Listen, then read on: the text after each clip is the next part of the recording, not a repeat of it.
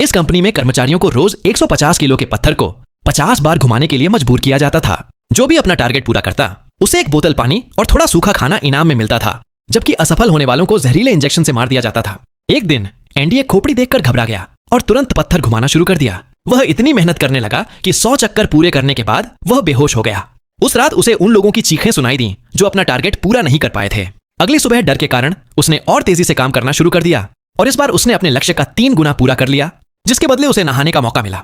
अब वह और भी मेहनत से काम करने लगा और उसे विश्वास था कि उसकी गर्भवती पत्नी को कभी पैसों की चिंता नहीं करनी पड़ेगी। धीरे धीरे वह एक दिन में 370 चक्कर लगाने तक पहुंच गया, लेकिन उसकी मेहनत ने बाकी सभी के लिए हालात और कठिन कर दिए, क्योंकि सिस्टम ने समझ लिया कि एक व्यक्ति 50 से ज्यादा भी कर सकता है।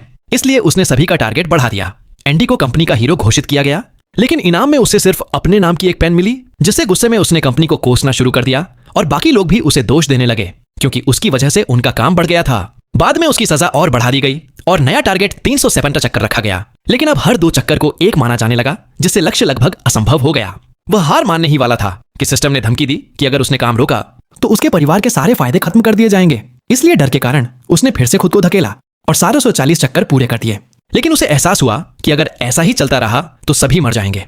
उसने सबको एक दिन काम रोकने के लिए मना लिया ताकि कोई पीछे न रहे, और लोग मान भी गए, लेकिन सिस्टम ने इस पर कोई प्रतिक्रिया नहीं दी।